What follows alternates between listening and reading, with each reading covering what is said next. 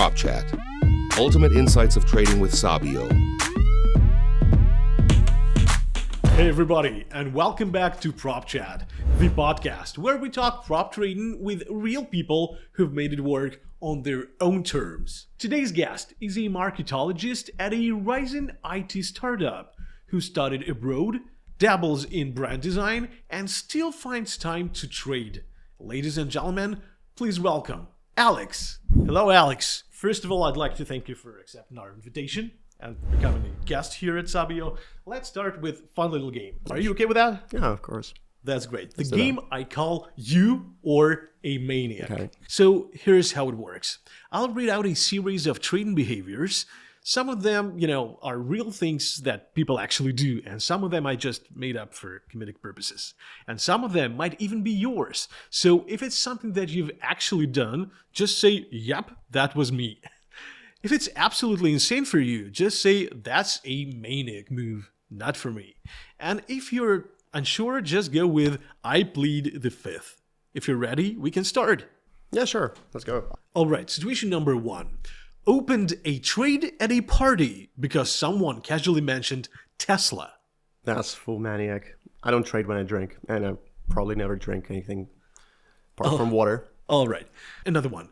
Risked 15% of account balance because the chart just felt right. No, that's a maniac. Never do that. Never. I would never risk it all.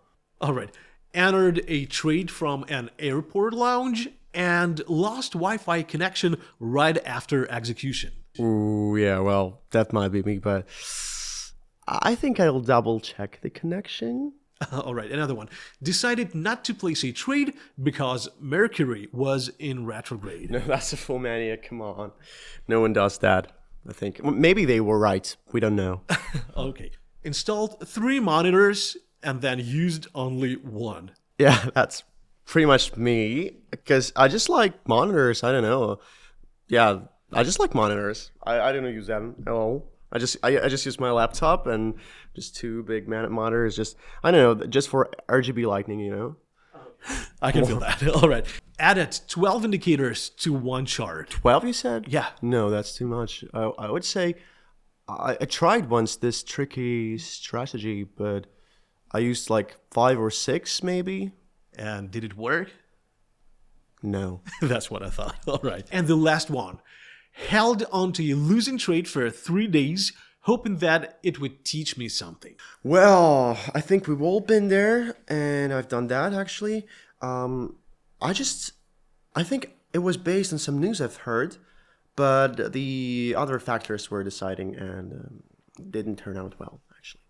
All right, before we dive into trading, before we dive into our main interview, just give our viewers a quick intro. Who are you outside of the charts? Yeah, sure.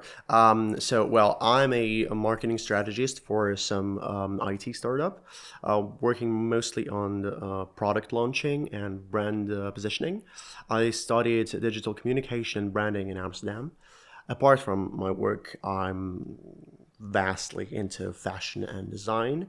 And right now I'm actually working on some sweater company of my own, which is in early stages, but I'm fully invested in it, actually. You sound like a very busy person. So why trading? Well, trading, don't get me wrong, trading's not my passion. It's just, I would say insurance policy, I would say. Like, it's somewhere quiet in the background, just helping me with my creative work when other businesses don't get my income straight away. That's refreshing. So you're here not for the adrenaline, you're here for the options? Yeah, exactly. I just love building things. I mean, like anything, products, brands, even ideas. But yeah, building obviously just demands a lot of work and a lot of time and a lot of money. But has your experience in marketing actually helped you with understanding trading psychology? I mean, reading the market, almost like I get consumer behavior. Yeah, it's like 100%, because when you trade, it's almost like you always have to analyze behavior. What people do when they are stressed or uncertain or excited. it's sometimes it's even funny how you can almost feel if the chart is based on emotion or the data.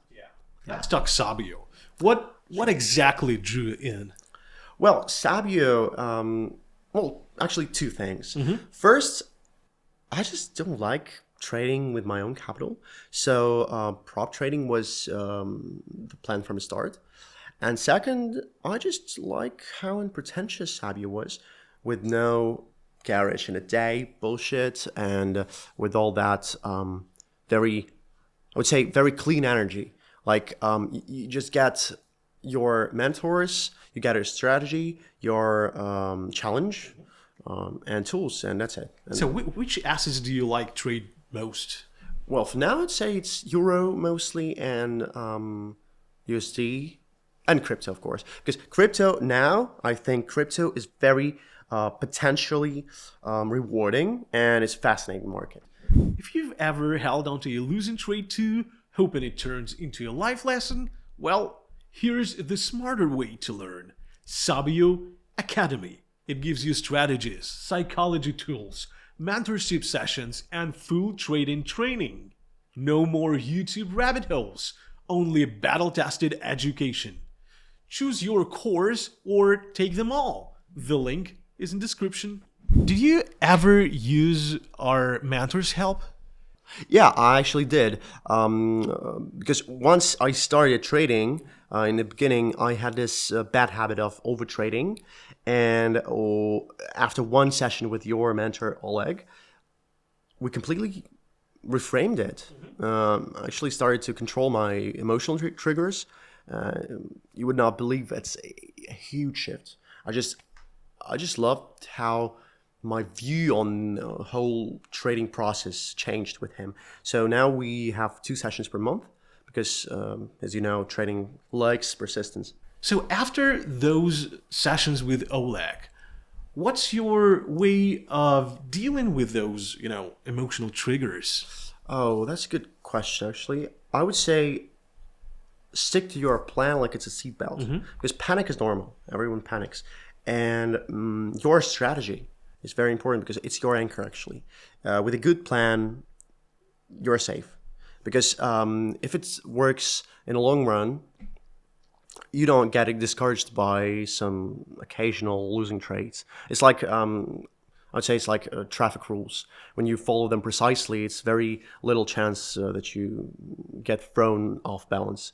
And when my understanding of this is strong, I think I'm confident enough, and I don't panic at all. I think that's the advice I would give.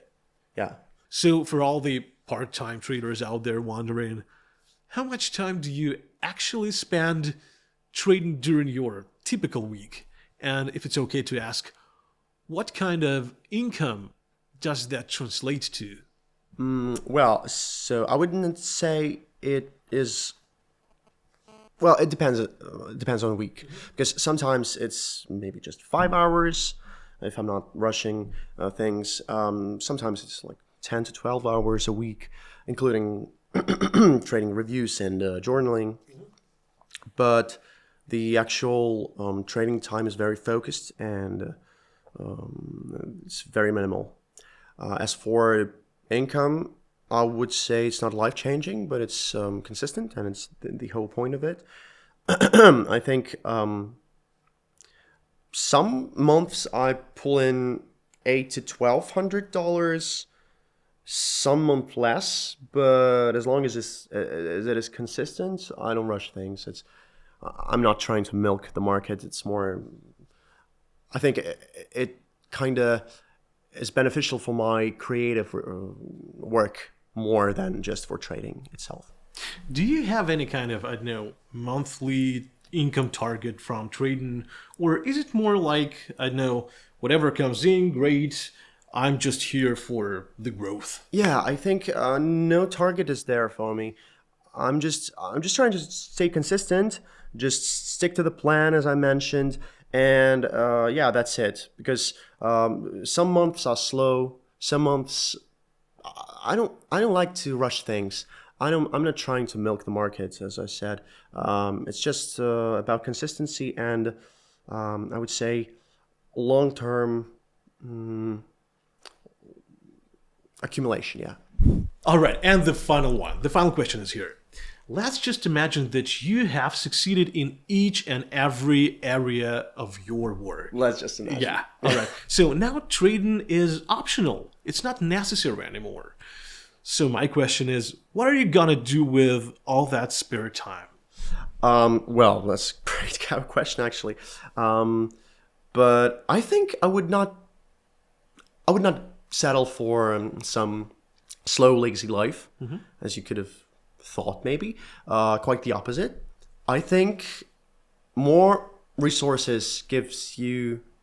I think more resources give you more opportunities, and your ideas get bigger, which is important because actually you can do whatever you want, and you can strive for more, and you have to work more for that. So I think I would dive deeper into tech-driven fashion, and maybe even do something to shift the culture a little bit. In terms of trading, I would say I'd go high staked. I go all in. Maybe not recklessly, but I think with confidence and high positions, I think that'd be very interesting. Yeah. All right, sir. Thank you. That's it. Thanks for coming. Thanks for sharing your knowledge with us. And we're wishing you great success on your journey with Sabio. Thank you, sir. Goodbye. Thanks for having me anytime. Prop Chat. Ultimate insights of trading with Sabio. So hit the subscribe button, drop us a comment, and share this video with a friend who needs a smarter take on trading. And by the way, it's a great day for trading. Just think about it. See you very soon.